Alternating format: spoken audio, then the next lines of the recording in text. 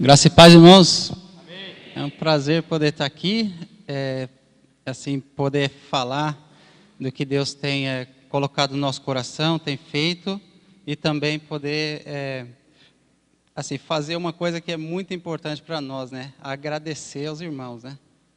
Agradecimento para nós, assim, é muito importante porque os irmãos vão perceber, quando eu estiver contando algumas coisas que acontecem com a gente lá na Suécia, os irmãos vão perceber que é resultado da oração dos irmãos. Não é nada que a gente pode fazer, não é nada que nosso próprio entendimento ou sabedoria pode ajudar. É simplesmente resultado da oração dos irmãos, da nossa oração lá na Suécia, da igreja que ora aqui no Brasil, lá no Paraguai.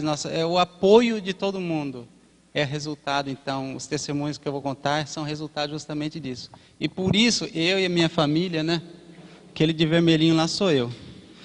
Eu e a minha família queria muito agradecer, assim, deixar essa mensagem, né? Se os irmãos puderem lembrar disso essa semana, alguma coisa que eu falar hoje, lembrem disso. Nós somos gratos por cada momento que os irmãos oram por nós, cada momento que, durante o dia que vocês oram pelos missionários, abençoam o nosso trabalho, faz toda a diferença. E por isso nós somos muito, muito gratos. Tá bom? Receba mesmo, de coração. Como eu disse, né, o vermelhinho lá sou eu, né? Deixa eu ver se voltou lá. Voltou. O de vermelhinho sou eu. A minha esposa chama-se Camila. E nós somos casados desde 1996, quando alguns dos irmãos aqui talvez... não, todo mundo acho que tinha nascido aqui. Não é todo mundo que tinha nascido ainda. Mas já faz alguns anos, né, que a gente é casado. A gente tem 2 filhos. O Marcos, que está ali encostadinho na Camila, e a Ana Carolina, né, que está mais longe ali. A Ana, se um dia os irmãos quiserem fazer a Ana contente, é só chegar em casa com um livro. Mas não pode ser livro muito fino, tem que ser livro grosso. Que é bem cansativo assim para nós, né? Leva um livro grosso para ela e fala assim: olha, Aninha, que eu pensei em você hoje, toma um livro grossão assim. Ela fala: ai, que bom. Aí daqui a pouco, meia hora depois, já leu quase a metade do livro, né? É assim. Ela gosta muito de livro, né? Claro, maquiagem também faz bem o gosto dela. É que ali não dá para perceber muito, mas se o irmão tivesse assim um zoom no olho dela, ia perceber que o olho dela está pintadinho assim. Ela gasta um tempo especial todo dia se preparando ali, né, antes de sair de casa, né? O Marcos, né? O Marcos já é diferente. O Marcos coloca um Xbox na mão dele, né? Quem os irmãos sabem o que é Xbox, né? Xbox é aquela caixinha preta assim com um controlinho, né? E a televisão na frente e fica lá, né? Jogando. Dá um Xbox para ele, ele gosta, ele brinca, se diverte. E um dos jogos que ele gosta mais é um que chama Minecraft, que as criançadas, né? Talvez saibam bem o que é, né? A criançada está lá na outra sala. Se eu falasse Minecraft na outra sala, todo mundo fala, glória a Deus, aleluia, né? Que os irmãos talvez não sabem muito o que é, né? Mas é um negócio que as crianças gostam. E o Marcos gosta bastante disso. Ele é muito comunicativo também, gosta de se relacionar com as pessoas e tal. Então, ele é esse tipo de pessoa, né? O que eu queria falar também? Eu queria falar da adaptação da gente lá na Suécia, né? Eu e a minha família, a gente sonhou muitos anos em ser missionário na Suécia. E a gente se preparou de várias formas, né? Eu, então, e minha família, a gente chegou, por exemplo, a aprender a falar inglês antes de ir para lá. E, por exemplo, a minha filha já falava inglês. O filho falava bem pouquinho quando a gente chegou lá. Então, isso ajudou a gente quando a gente chegou, né? A minha filha, ela chegou numa escola, a gente colocou ela numa escola depois de 3 semanas que a gente chegou lá, então em setembro de 2013. E logo ela começou a estudar e assim, as meninadas da escola queriam falar inglês, né? Achar super interessante falar inglês. E aí então minha filha ficou meio sendo a atração da classe para as meninas poderem falarem com ela, né? Então elas treinavam inglês, ficava lá, e a minha filha foi muito bem recebida na escola. O Marquinhos, ele teve um pouco mais de dificuldade, porque ele não conseguia se expressar. E ele, como é comunicativo, então na classe ele queria brincar com as crianças, queria falar e tal. E aí, como que você faz? né? Falar só, não adianta nada, né? Ou então fica difícil, né? E a criança sueca é um pouco reservada, né? Então, o nosso jeito aqui no Brasil, as crianças, uma meio que abraça a outra, arrasta e segura e brinca junto. Lá não. Precisam de um pouco de mais de conversa, e para chegar perto é um pouco difícil, porque as crianças têm um pouco mais, são mais reservadas, né? Então o Marquinhos sofreu um pouco no começo, sabe? Então ele teve as suas dificuldades lá, e assim, depois de um tempo, quando ele aprendeu a falar a língua, aí ele começou a se soltar mais, né? Ficar mais à vontade. Agora o negócio é fazer ele parar de usar a língua, né? Quando ele chega em casa, ele quer falar sueco com todo mundo, quer falar com a irmã sueca, quer falar com a gente. E a gente fala para ele, não, vamos falar português, né? Não precisa falar sueco em casa, né? Porque é importante a gente manter também a nossa própria língua, né? Nossa própria cultura e tudo. E assim, falar a língua nossa, do nosso país, é importante também para o relacionamento futuro dele com a família, com os primos, né? Imagina se ele perder isso, né? Então é importante a gente manter. Então assim, depois então desse momento de adaptação, eles se deram super bem assim na escola. Cada vez eles vêm melhorando mais, né? No começo eles tinham notas assim mais baixas, né? Mas assim, no decorrer desses anos eles têm melhorado cada vez mais, né? Então assim, a gente está muito grato, e também a gente acha que isso é resultado da oração, né? A intercessão que os irmãos fazem, abençoando nossos filhos, abençoando nossa família. Quando a gente escreve carta lá para os irmãos, né, relatando o que a gente está fazendo, relatando as coisas que a gente tem experimentado, uma das coisas que a gente pede é justamente oração específica, né? E eu lembro que a gente pediu pelos nossos filhos, né, que os irmãos orassem, e assim, as igrejas têm orado, têm abençoado, e Deus vai cuidando, né? E temos visto resultado, assim, a mão de Deus lá conosco. Depois eu falo como que eu e a minha esposa fazemos com a língua. Se eu não falar, os irmãos perguntam, tá? Mas eu falo sim. A gente mora nesse país, a Suécia, né? A Suécia tem uma bandeirinha então azul e amarela. Essa é especial porque foi o Marquinhos que tirou a foto. Tirou uma foto especial dentro de casa. Falei, tem que usar essa para mostrar a bandeira da Suécia, né? E o bairro onde a gente mora, que é onde o pastor Rubinho visitou a gente, é a próxima foto. Esse bairro aí onde a gente mora, é um bairro assim que tem predinhos assim, igual esse, e eu não lembro agora quantos exatamente são, mas uma vez eu fiz uma estimativa, são mais ou menos 1.200 pessoas que moram ali naquele lugar. Então, quando a gente pede, né, para os irmãos também orar pelo nosso bairro, é esse bairro aí que eu quero dizer. São predinhos, tem bastante gente, e tem muita casa também no redor desses prédios, né? Uma coisa que é interessante lá da Suécia é que talvez não seja tão diferente com casas assim no interior, eu não sei como que é Paulínia exatamente, né? É que lá não precisa de porteiro e nem grade, né? Então não tem ninguém para abrir a porta quando a gente chega, nem o portão quando a gente chega, né? A gente chega e já entra, porque não tem ninguém para abrir porta, é tudo aberto. Além disso, por exemplo, a grama ali que pertence então aos apartamentos, pode ser usada por qualquer família. Não interessa se a família mora ali naquele lugar. Então, por exemplo, tem um parque de crianças ali no meio, tipo com escorregador, essas coisas. Se qualquer família que não mora ali quer levar seus filhos para brincar lá, pode. E eles levam. Às vezes vai uma classe com a professora de alguma escola, vai lá e fica brincando no parquinho. Então é um lugar livre onde as pessoas podem usar, porque de uma certa forma desse jeito que é lá, e assim, a gente não escolhe, né? É o jeito que é. E nossos filhos têm muita liberdade ali. Pode brincar à vontade, pode ir de bicicleta. Eles usam a bicicleta para ir para a escola também, né? Vão de bicicleta sozinho. Desde que usem capacete, né? São obrigados a usar capacete. Até 14 anos, se alguém, a autoridade parar uma criança sem capacete, tira a bicicleta da criança. Não pode. Interessante, né?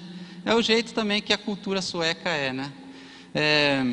Esse lugar aí, então, que eu falei, a gente pede para os irmãos orarem, porque, de uma certa forma, como esse lugar está perto da gente, porque a gente mora lá, ali é o nosso, vamos dizer, o primeiro campo, assim, de trabalho, né?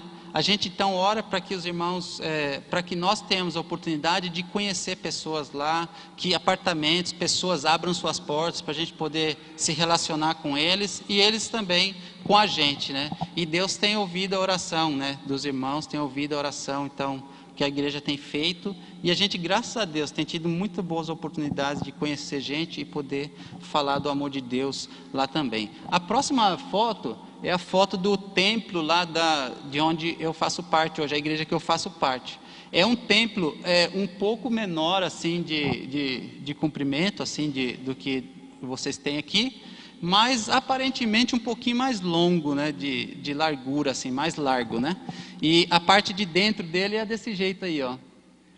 É um templo assim também bem grande, né? Diferente de muitas igrejas na Suécia, né? A Suécia é um país onde as igrejas têm experimentado, ao invés de crescerem, elas têm diminuído. Muitas igrejas, então, que tinham templos talvez para 100 pessoas, assim, acabaram se fechando e esses templos se tornaram templos de outras religiões, né? Por exemplo, mesquita muçulmana, alguma coisa assim. Ou se tornaram escritórios, né, se eles tinham uma boa localização. Por exemplo, no centro da cidade onde eu moro, né, que chama-se Falun, no centro da cidade de Falun tem um templo assim bonito. Aí tem o nome de uma empresa e lá dentro são os escritórios da empresa, né? Se tornou então empresa ao invés de ser uma igreja, né, um lugar onde as pessoas pudessem adorar a Deus. Existem outras igrejas que se tornam também apartamentos. As pessoas tiram todos os bancos da igreja, aquelas coisas, e fazem divisões assim, e vira um apartamento, vira casa, uma casa assim com pé direito alto, né? Eles gostam, né? Quem conhece um jogador de futebol sueco bem famoso, o mais famoso deles lá, Ibrahimovic, uma coisa assim, né? Alguém conhece? Já escutaram falar dele, né? Ele comprou um templo então no centro de Estocolmo, um templo que era bem grandão, e eu fiquei triste, né? Porque ele comprou um templo, porque para mim seria um desperdício pegar um templo e fazer uma casa, né? Ali era um lugar de adoração a Deus, né? Aí depois eu fui ler sobre a história daquele lugar, por que aquele templo fechou. Aí eu li que aquele templo estava tão bom, estava crescendo tanto que eles não tinham mais lugar para as pessoas. Então eles venderam e compraram um bem maior. Aí eu fiquei tranquilo, daí eu falei, agora sim, agora vai ter boa repercussão, né? Não má repercussão. Então algumas igrejas experimentam crescimento ao invés de diminuir. É o caso da nossa, né? A nossa desde os anos 80 ela tem crescido, era uma igreja de mais ou menos 100 pessoas e hoje é uma igreja que tem mais ou menos 500 pessoas, né? Tem crescido, tem achado assim graça na cidade, pessoas, né, que têm se convertido, outros têm se achegado de outras igrejas, se mudam lá para a nossa cidade. E esse dia era um dia de festa que a gente estava tendo na igreja, né? Sueco faz festa assim, né? Bem paradinho, né? Não é brincadeira. Era dia de festa, por quê? Tá vendo aqui no cantinho, aqui, ó, bem no cantinho direito? Ali é um batistério, então tinha tido batismo esse dia. E as pessoas estavam ali em grupos pequenos, tinha 5 pequenos grupos ali na frente, tudo reunido em volta das pessoas que tinham se batizado, e a gente estava orando e se alegrando com aquelas pessoas que tinham se achegado então à nossa igreja. A família estava crescendo aquele dia. Então estava tendo uma festa muito gostosa, muita alegria, o pessoal orando, abençoando aqueles novos convertidos. Naquele dia foram 5 pessoas batizadas, 2 meninas que tinham mais ou menos 15 anos cada uma senhora já que mora na Suécia há bastante anos, né? Mas ela é do Peru, e 2 rapazes do Afeganistão. Vou contar depois a história deles para vocês. A próxima foto, a foto então do pastor lá da igreja, né? Quem consegue ler o nome dele para mim? Isso mesmo. Os irmãos comem aquele sorvete, né? Magnus, vocês não comem? Tem um sorvete que chama Magnus, tem? Tem ou não? Eu estou errado? Tem, né? Que é de chocolate gostoso, né? Então, Magnus, então, é o nome dele. Como que era o nome da cidade que eu moro? Alguém escutou, não? Falun, né? Sabe como escreve Falun? F-A-L-U-N.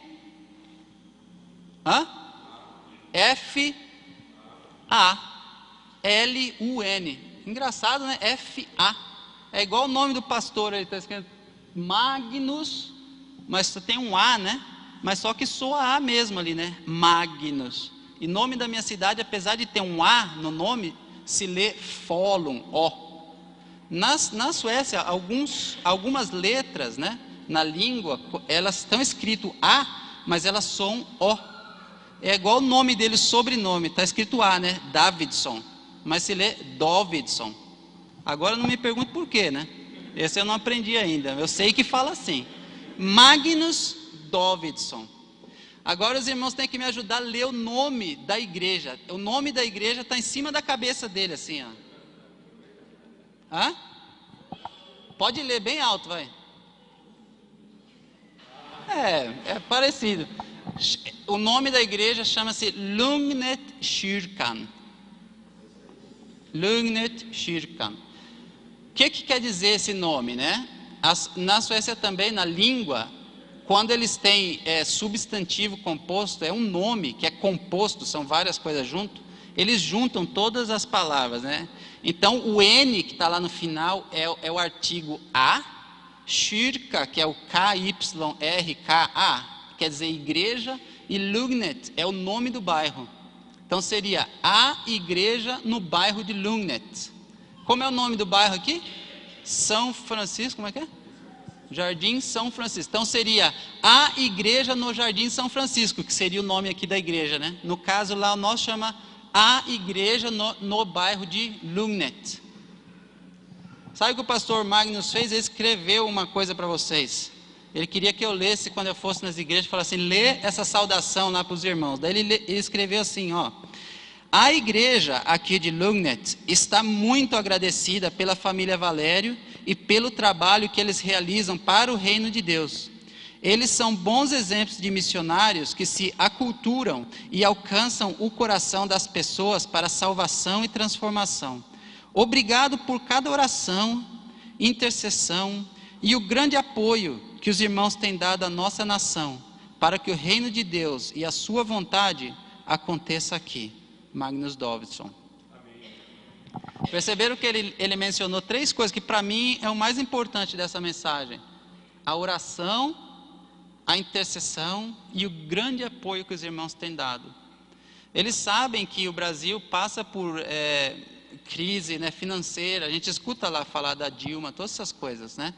E quando ele fala o grande apoio, ele sabe que não é fácil para manter um missionário na Europa.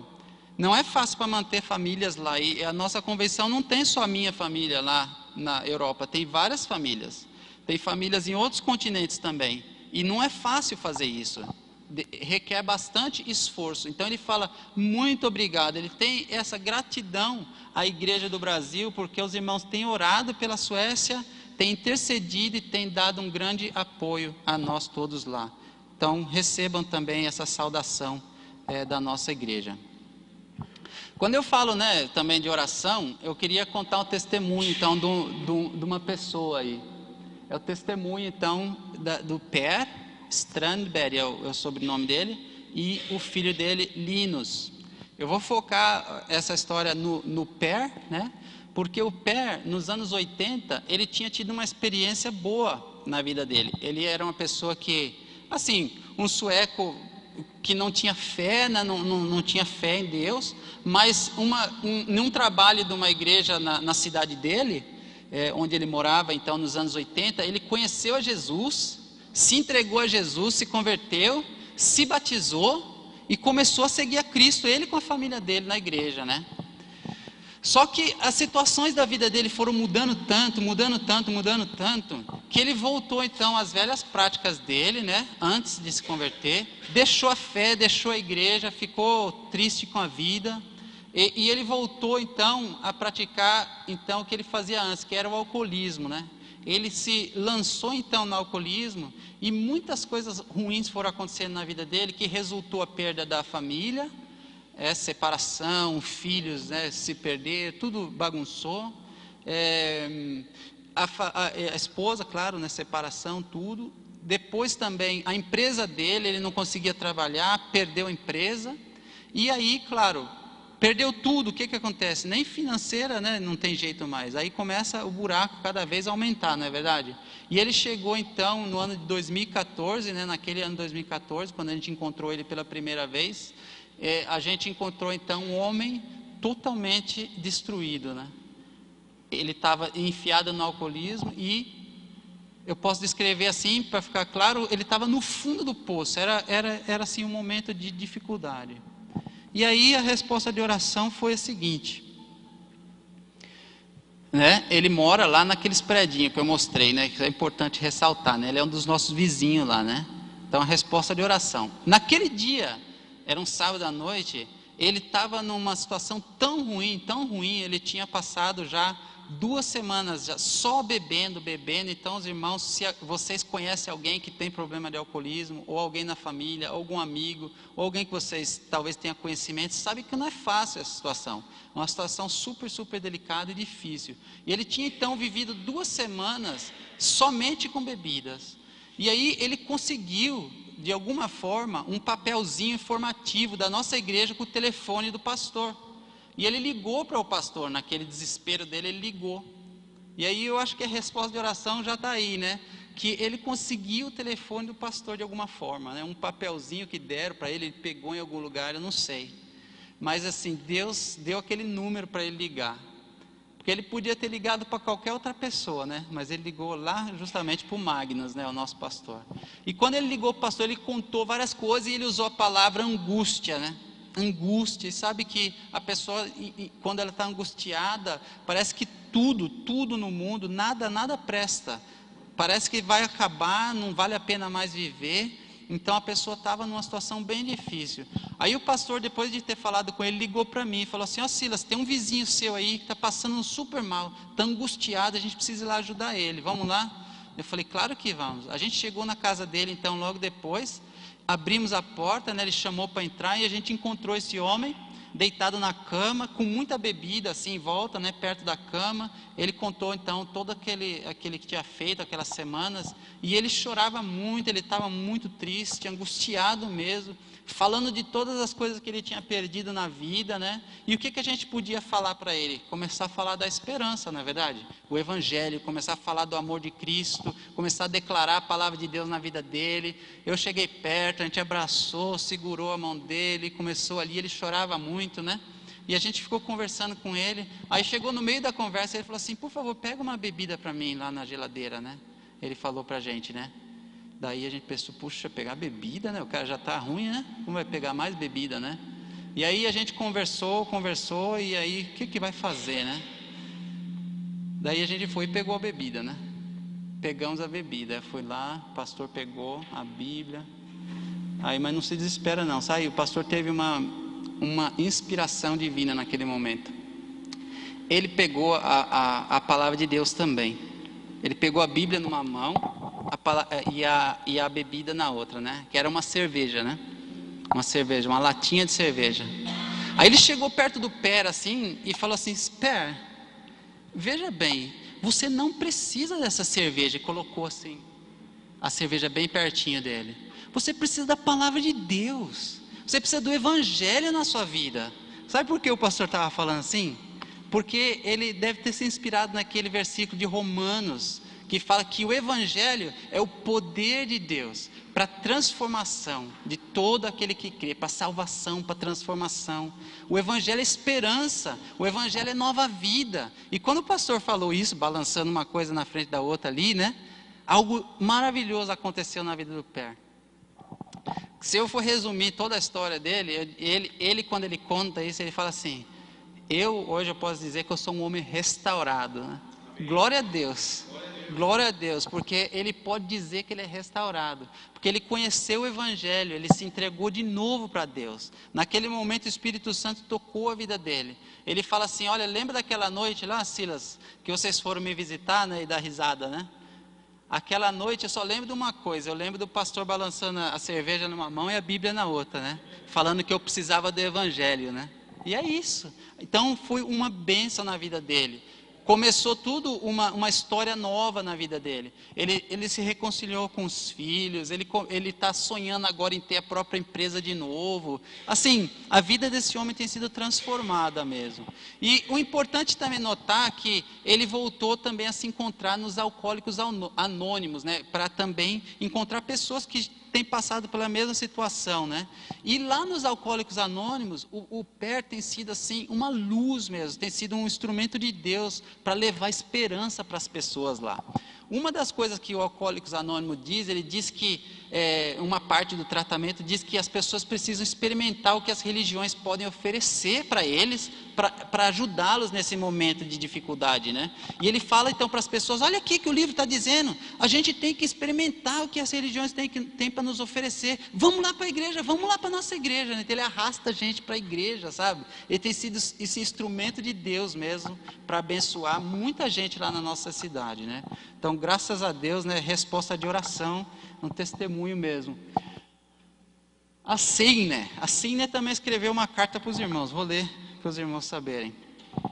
Ela diz assim, ó, muito obrigado pelo amor, pelo cuidado e a generosidade que os irmãos mostram à nossa cidade aqui, através de enviar a família de missionários aqui para nós. Através do trabalho deles, eu encontrei e comecei a fazer parte do pequeno grupo deles. Eu havia tentado participar de algumas igrejas, mas elas não tinham nenhum grupo de oração. Por isso, eu não tinha ninguém para orar junto. E através do pequeno grupo que faço parte hoje, tenho crescido espiritualmente e tenho conhecido coragem, e tenho conseguido coragem para falar de Jesus, certamente para os meus vizinhos que são de outras culturas e religiões. E o que eu não conseguiria fazer se eu continuasse sozinha como cristã. A Suécia já não é como antigamente. Nosso país se tornou secularizado e Jesus Cristo abandonado. Obrigado porque vocês enviaram a família Valério para nós aqui em Folum. E esperamos que eles possam ficar ainda mais um tempo aqui como missionários. O tempo é curto, é muito importante que nos reunamos para estudar a palavra de Deus e buscar sua direção e vontade. Desejo a vocês todos a paz, as bênçãos e a proteção de Jesus. Sim, né? Assim, né, a nossa vizinha também, né? E ela então procurava assim grupos, ela já tinha experimentado igrejas diferentes e um dia ela conheceu então a nossa igreja e o nosso pequeno grupo, né? E ela conta que através disso ela tem crescido espiritualmente e achado força para ser missionária, né? Para falar do amor de Cristo às pessoas que moram perto da casa dela. São dois grupos que ela gosta muito de se comunicar, que é o grupo de um grupo chamado Yazid, que são pessoas do norte do Iraque, e também o grupo de muçulmanos, né, pessoas da Somália e outros países, como Síria, por exemplo, alguns que são muçulmanos. Então, assim, né, ela tem um pouquinho mais do que a minha idade, mas eu não posso falar quantos anos que ela tem, senão ela vai brigar comigo e o irmão está gravando ali, depois ela assiste e já viu, né? Dá problema. Mas assim, né, ela tinha vivido assim, tentado assim, buscou viver como cristã, mas ela talvez não tinha força, como ela disse assim aqui na carta, força para ser testemunha de Cristo. E depois assim que ela começou a participar no pequeno grupo da gente, ela se sente inspirada para ser missionária. E ela está começando agora. O que quer dizer isso? Quer dizer que não tem idade para começar. A gente tem que começar onde a gente está, não é verdade? E Deus quer usar cada um de nós, independente da nossa idade, independente então de qualquer situação. Eu gostaria de contar para os irmãos também sobre isso. Deixa essa aí já é suficiente. Esse é o nosso pequeno grupo então, né? É o PG, né? PG? É o nosso PG. Agora eu vou ter que falar outra língua. Nosso PG então. Nosso pequeno grupo, os irmãos podem perceber que é bem colorido, né? Bem colorido. Tem gente da Nigéria, né? Que é o casal aqui do lado direito. O rapazinho de boné é do Afeganistão. Tem um outro rapaz do Afeganistão sentado atrás dele. O casal lá no fundo são Yazid, né? Esse pessoal que eu falei, norte do Iraque. Ali daí tem a Camila, né? Do lado da filha do pessoal da Nigéria. Os dois suecos aqui. E claro, tem mais suecos. Tem a Signe, tem o Per no nosso grupo. Tem outros também. Então é um grupo bem colorido, bem mesclado, né? E a gente gosta muito, né, como grupo, de estar em volta da mesa, de convidar a gente para comer junto com a gente e estar assim trazendo mesmo pessoas para dentro de casa. A gente acha que a mesa, quando a gente come junto, quando a gente divide uma refeição junto, a gente abre muito espaço para boas conversas, né? Isso a gente tem feito de várias formas, em várias situações, inclusive para a gente poder chegar mais perto das pessoas e fazer discipulado, né? Então tem sido assim um momento muito bom. Então eu queria contar o testemunho daquele rapazinho lá atrás, que está de boné. Ele se chama Milad. E o Milad, eu conheci o Milad então no começo de 2014 também. Milad não falava sueco, né? Ele falava só a língua dele, que é o persa, porque ele nasceu no Afeganistão e cresceu no Irã, né? A família dele mora no Irã. No Irã, todo mundo que é do Afeganistão é super perseguido, né? Eles são super perseguidos, eles não têm direito a nada, a médico, escola, então eles sofrem muito no Irã. Então muitas famílias tentam fazer o seguinte, mandar os filhos para fora do Irã através de contrabandeadores, né? Os irmãos já ouviram falar que o pessoal vai no Paraguai, compra rádio e contrabandeia para o Brasil, né? Mas pessoas, os irmãos já escutaram? As pessoas contrabandear pessoas? Mas já viram talvez alguma coisa no jornal, aquelas pessoas descobertas embaixo de carro, atrás de banco, dentro de carga. É isso que eles fazem, né? Alguém da família tem um pouquinho de dinheiro, eles juntam e pagam para um jovem ser enviado para a Europa para poder ter uma melhor vida lá, porque eles são muito perseguidos, eles sofrem muito no país deles, né? E o Milad foi assim, ele não sabe quanto tempo demorou a viagem dele, ele sabe que ele ficou assim, escondido, assim, sabe, em escuridão, sempre escuro, lugar escuro, ele não sabe por onde ele passou, ele sabe que a pessoa que a família dele pagou para chegar lá na Europa, levou ele para lá. Onde, que país ele passou, que rota ele foi, onde ele dormiu, ele não sabe, ele ficou no escuro quase o tempo todo. E eu digo sim, porque uma viagem dessa pode demorar às vezes uns 3 meses, né? A pessoa só fica lá no escuro, não sabe onde está, recebe um pouco de comida e fica lá esperando, até chegar no destino deles, né? Então essa pessoa sofreu muito. E eles nessa situação, eles são muito vulneráveis, né? Chegou na Suécia, então, como jovem, a Suécia recebe e ajuda eles de várias formas. Só que ele, claro, muito vulnerável, com medo de muitas coisas, um dia ele teve uma visão, ou um sonho, alguma coisa assim. Ele viu um homem de branco que chegou perto dele e falou assim, não se preocupe, não tenha medo, eu vou te ajudar. Não tenha medo, eu vou te ajudar. Pensa, na situação que ele estava, de desespero, um homem de branco chegar, não se preocupe, eu vou te ajudar. Se fosse eu que visse um homem de branco assim, falando, eu vou te ajudar, eu não ia perder tempo, eu ia querer saber quem era esse homem. Quem é esse aí que pode me ajudar?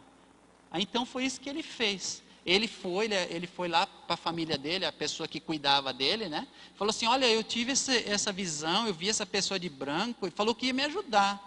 Quem é essa pessoa?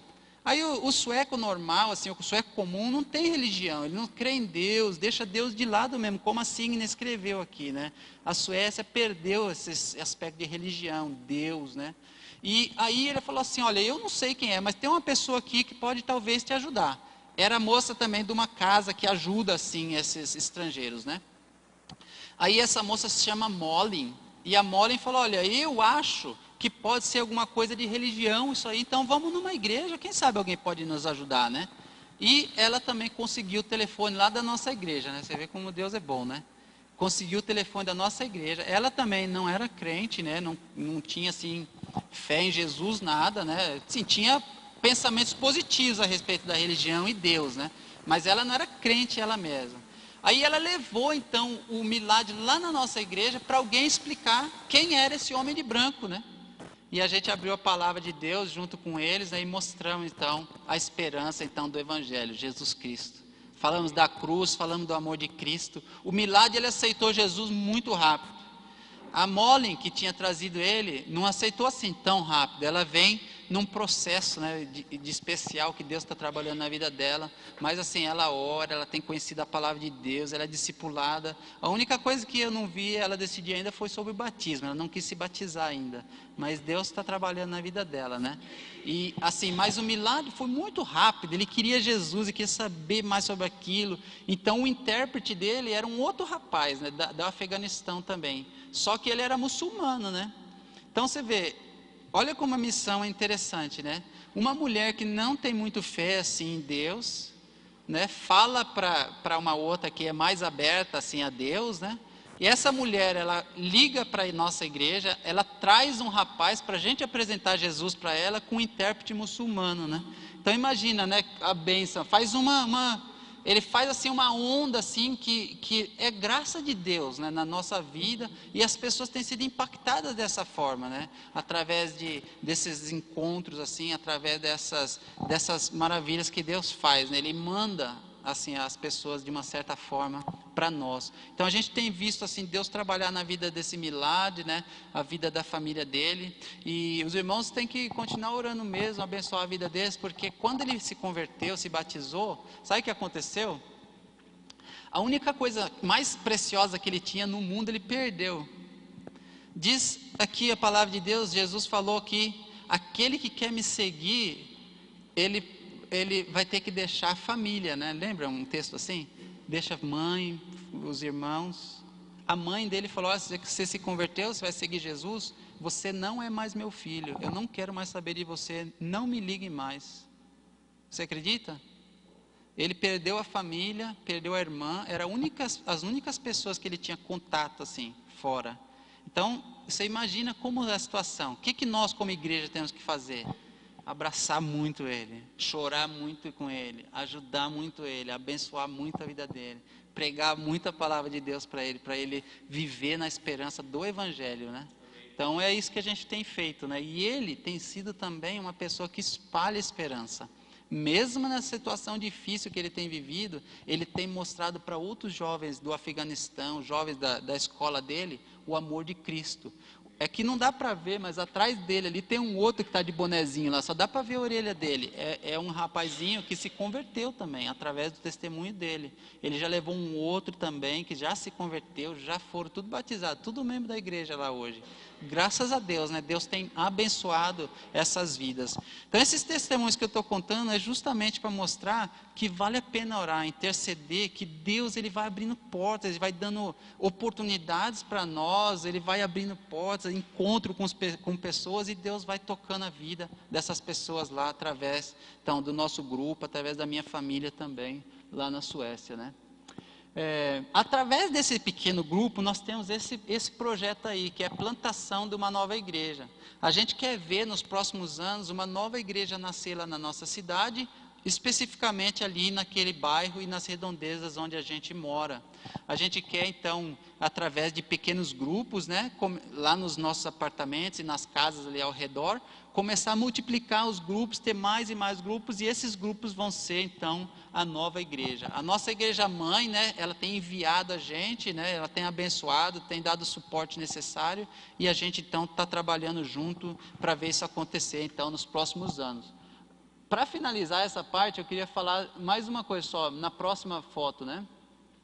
Que a gente gostaria de ver discípulos, então, que formem outros discípulos. A gente não queria que, assim, nenhum trabalho dependesse de uma pessoa, mas que as pessoas que vão chegando, eles possam ser inspirados a serem discipuladores, pessoas que abençoam outras, né? E que comece um movimento e de pessoas que sigam a Jesus e pesquem outras pessoas, né? Vão seguindo e vão pescando, abençoando outras pessoas. Aí agora eu acho que é hora de eu falar de como que a gente faz com a língua, né? O que a gente faz para falar com tanta gente, de tanta cultura, com tanta língua diferente? A gente usa uma língua também, né? Sueco é a primeira, né? Que a gente, graças a Deus, tem sido abençoado, Deus tem ajudado a gente, né? A língua sueca é a primeira. De vez em quando inglês e de vez em quando língua de sinal, né? Tipo assim, né?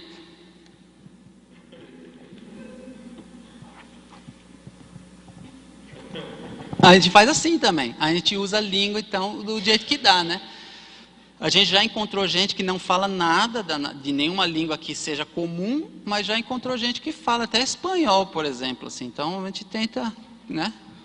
Tenta falar, blá, blá, um pouquinho, né? Aquele negócio, né? Igual o Paraguai, né?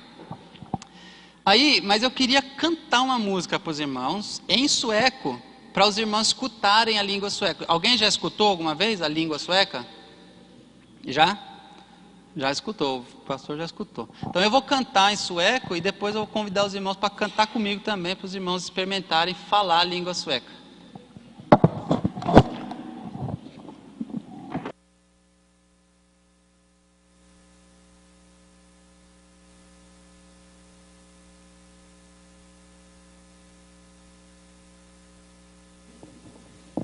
Esse cântico ele fala, na verdade, da cruz, né? Não começa com a palavra exatamente cruz, né? Mas ele é, para mim, ele é assim, demonstra um pouco da essência do evangelho, que é a cruz, né? Que traz esperança e nova vida, né? É o que a gente tem apresentado para as pessoas quando a gente pode, né? E quando a gente tem oportunidade.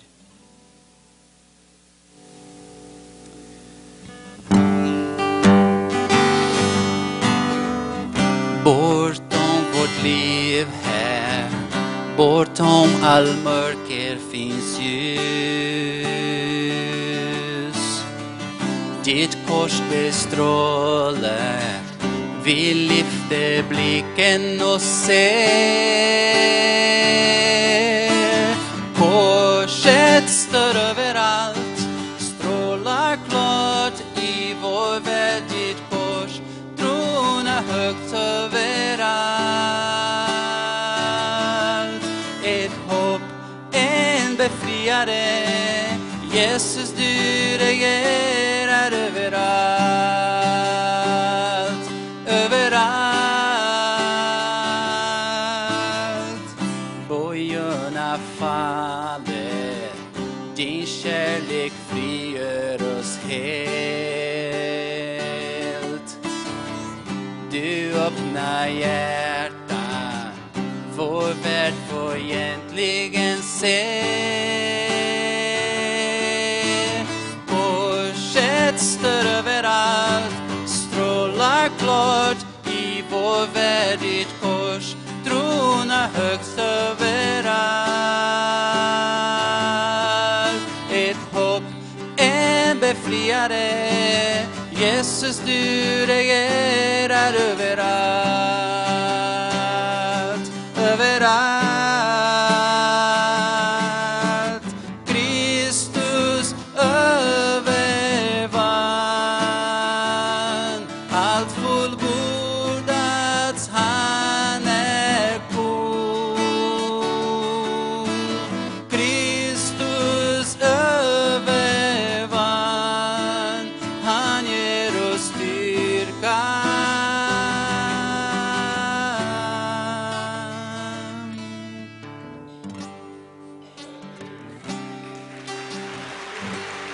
Amém. Essa é a língua então sueca, né? Eu vou pedir para os irmãos então repetir comigo as duas últimas pequenas partes aqui tem, para os irmãos experimentarem então falar a língua sueca, né? Vamos lá. Kristus övervann, allt fullbordats, han är kung.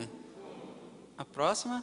Kristus övervann, han ger oss styrka. Isso, os irmãos já aprenderam melhor que eu já. Vamos lá então, vamos ficar em pé para a gente cantar essa parte, vai. Tem que cantar bem forte, hein? Kristus övervann, allt fullbordats, han är kung. Kristus övervann, han ger oss styrka. Mais uma vez, bem alto, vai. Kristus övervann, allt fullbordats, han är kung. Kristus övervann, han ger oss styrka.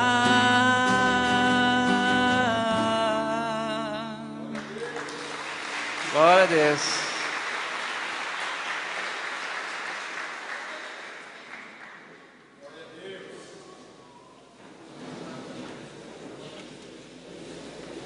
Ih, o negócio é moderno aqui, mano.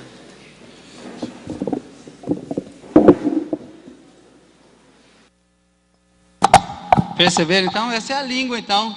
Os irmãos cantaram muito bem, parabéns mesmo. A língua sueca então que a gente usa para falar com os irmãos lá.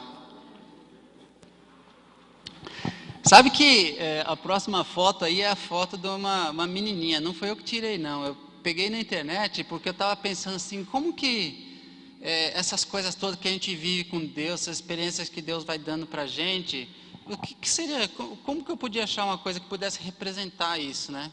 Aí quando eu achei essa fotinha aí, eu pensei assim, a vida da gente é como se fosse uma viagem, assim, uma via, uma rodovia longa, que às vezes a gente não sabe para onde a gente vai, né?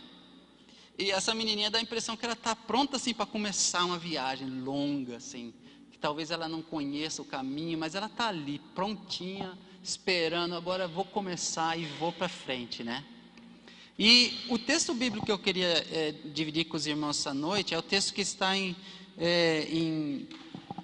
Atos dos Apóstolos, capítulo 14, versículo 21 até o 28, que eu tenho também no próximo slide aí.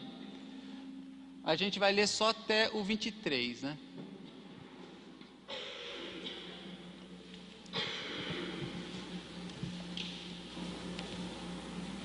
Diz assim o texto: eles pregaram as boas novas naquela cidade e fizeram muitos discípulos.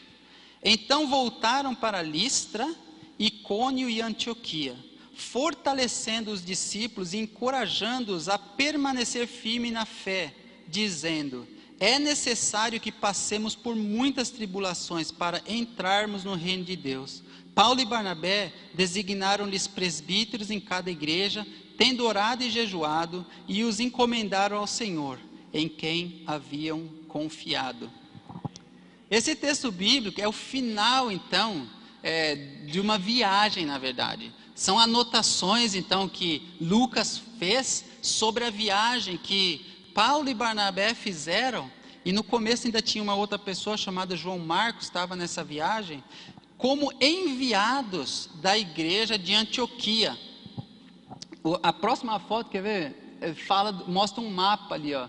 A igreja de Antioquia está do lado, então, direito, né?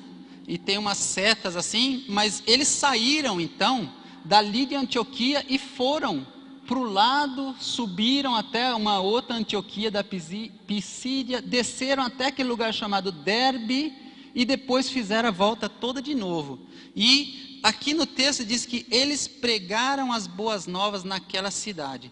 Tem uma tradução, uma outra tradução que diz assim que até mesmo aqui nessa cidade eles pregaram o evangelho, né? Eles pregaram as boas novas e fizeram discípulos.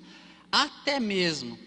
Dava impressão para mim quando eu li, né, esse até mesmo, que Lucas, quando ele estava escrevendo, ele ficou meio cansado, né? Ficou cansado assim, e aí chega aqui no final da viagem e fala, poxa, de novo, até aqui eles fizeram a mesma coisa, eles pregaram o evangelho. Porque desde do começo da viagem, que é no capítulo, então, 13, ele começa a descrever o que eles fizeram na viagem, né? E ele escreve, olha, eles passaram por tal cidade, e nessa cidade eles pregaram o evangelho e fizeram discípulos. Ah, eles chegaram em uma outra cidade, eles pregaram o evangelho e fizeram discípulos. Aí a outra cidade, pregaram o evangelho e fizeram discípulos. Aí chega no final da viagem, até mesmo aqui eles pregaram e fizeram discípulos, né? Dá a impressão que eles fizeram só a mesma coisa. Os irmãos já experimentaram, assim, viajar alguma vez, assim, por um tempo bem longo? Essa viagem aqui dele foi 2 anos. Já experimentaram alguma coisa do tipo? 6 meses? 3 meses? Mas, já experimentou. Mas os irmãos já experimentaram talvez mudar de cidade, de uma cidade para outra. Assim que, claro que sim, né? Muito tempo, né? Então, é mais ou menos assim. Essa viagem deles, eu tenho a impressão que tinha um objetivo muito claro. Como é o nome da irmã mesmo? A Júlia, quando ela falou aqui, que eles mudaram para cá, para vir para a proximidade, tinha um objetivo muito claro na viagem de vocês.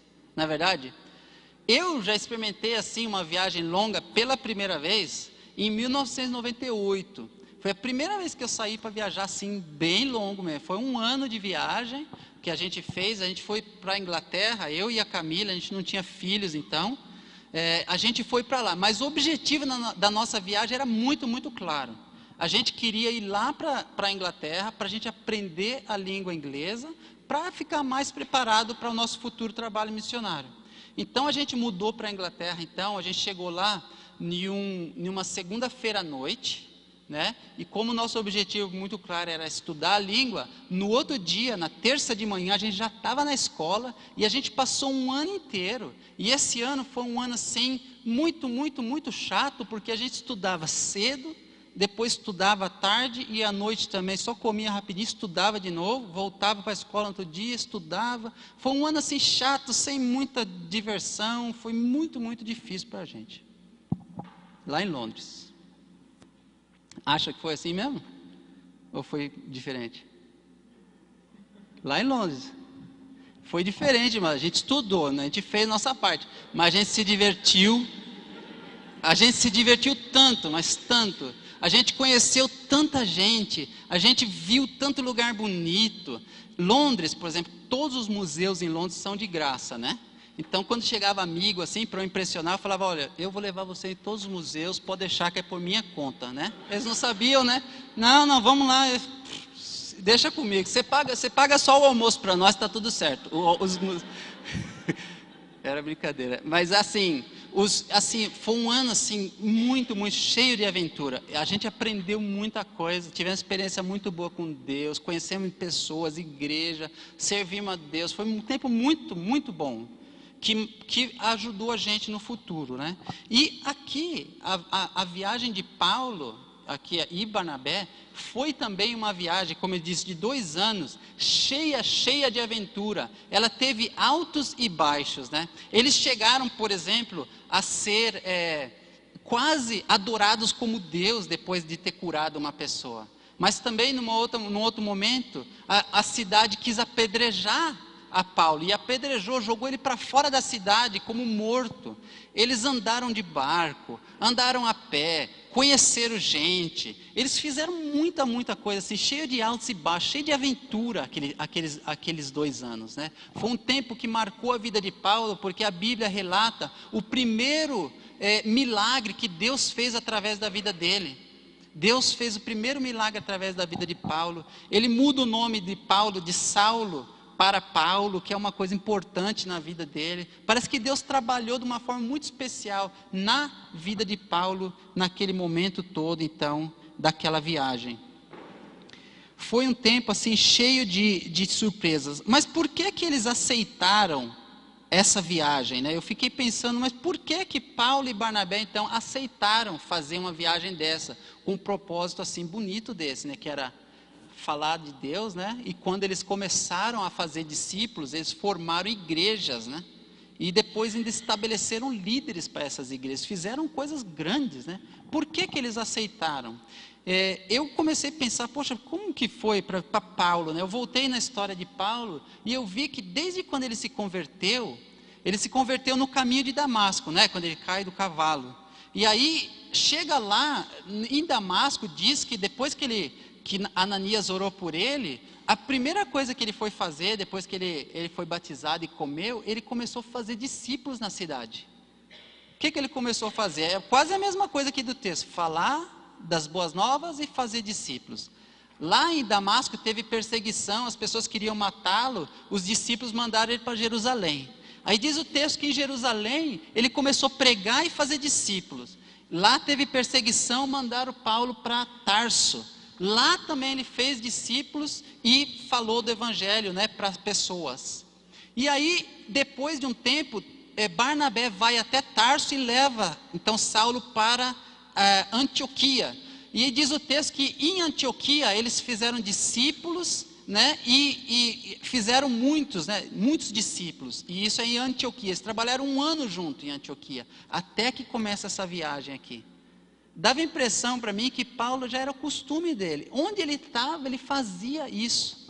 Sabe por que eu acho que ele fazia isso? Porque ele lembrava então do que Jesus tinha dito. Jesus tinha dado um mandamento, ele falou assim: vão e façam discípulos de todas as nações, batize-os em nome do Pai, do Filho e do Espírito Santo, e ensine-os a guardar tudo o que eu tenho ordenado. Ele obedecia isso em todo lugar que ele ia. E o interessante é que esse verbo aqui, né, que eles faziam discípulos, que está nesse texto que a gente leu, é o mesmo verbo que está lá, então, no mandamento de Jesus, de vão e façam discípulos. Então ele obedecia o mandamento de Cristo. Uma das coisas que eu acho que era base para eles, que vai estar agora na próxima, mais uma, o que ajudava eles a obedecer era isso, que eles sabiam que eles eram chamados por Deus. Era muito claro na vida deles, eles tinham esse chamado, por isso que eles obedeciam, não interessa onde eles estavam, em qualquer lugar eles obedeciam o chamado, eles sabiam que eles eram chamados. Depois tinha uma outra coisa que é a promessa, que é o segundo ponto ali, tinha uma promessa. Jesus tinha dito assim: olha, eu vou edificar a minha igreja, e as portas do inferno não vão prevalecer contra ela. Então, olha, discípulos meus, vão e preguem. Quando vocês pregarem, eu vou salvar pessoas, eu vou edificar a minha igreja, eu vou fazer o que eu quero salvar pessoas. Então vão. Existe uma promessa: eu edificarei minha igreja. E a última que eu tenho certeza que ajudava muito eles é o Espírito Santo, era o poder, né? Havia então poder. Quando o texto diz em Atos que vocês vão receber poder e vocês serão testemunhas aqui e em todas as partes. Vocês vão receber poder. E o poder do Espírito Santo, diz a palavra, que é derramado então sobre a igreja. Então eles obedeciam porque eles sabiam que eles tinham chamado, eles tinham a promessa de Jesus, que Jesus edificaria a igreja, e eles tinham o poder do Espírito Santo para fazer a obra dele. Eu acredito que essas coisas aqui são verdade para cada um de nós. Essas coisas não eram verdade só para Paulo e Barnabé como líderes, assim, homens de Deus que estavam então na igreja lá de Antioquia, quando o Espírito Santo os separa para essa grande obra, né, para essa viagem maravilhosa. Essas três coisas, elas são verdade para você e para mim, para cada um de nós que estamos aqui dentro. E eu creio que o Espírito Santo, ele quer relembrar isso para nós essa noite. Ele quer que você esteja bem claro, que cada um de nós aqui tenha bem claro que todos nós somos chamados. Cada um de nós temos uma característica também pessoal. E a gente não precisa ser, por exemplo, iguais para a gente ser usado. A gente não precisa ser igual o pastor Rubinho, não precisa ser igual a mim, não precisa ser igual o líder tal, o outro líder. A gente tem que ser a gente mesmo e seguir o chamado. A gente pode ser testemunha do jeito que a gente é, onde a gente está. Porque nós temos um chamado para ser testemunha. Temos a promessa de Cristo que Ele quer salvar pessoas. E temos o poder do Espírito Santo para realizar essa obra. Tem textos maravilhosos da palavra de Deus, que, por exemplo, o texto de Atos dos Apóstolos, capítulo 4, por exemplo, que é quando Pedro, ele pede oração para a igreja. Ele fala assim, né, quando eles estão passando por uma perseguição danada lá, versículo 30 do capítulo 4, por exemplo, né, ele pede para os irmãos orarem e fala assim: olha, Senhor, né, eles estão orando a Deus e fala assim: Senhor, estende a sua mão, né, estende a tua mão para curar, para realizar sinais e maravilhas por meio do nome do teu santo servo Jesus, né? Eles oram para quê? Para que Deus estenda a sua mão. Enquanto a gente está pregando, enquanto a gente está fazendo a sua vontade, estende a sua mão. E é isso que Deus quer fazer. Ele quer usar a gente, e enquanto a gente está sendo usado, Ele faz as coisas que Ele quer, porque não é eu, não é você, é o próprio Deus que quer salvar. Ele quer levar o amor dele para as pessoas, e Ele quer usar a mim e quer usar você. O nosso desejo deve ser de se colocar na mão dele, como instrumento dele, e ele vai usar cada um de nós, na nossa característica, na nossa personalidade, e abençoar pessoas que estão à nossa volta. Amém?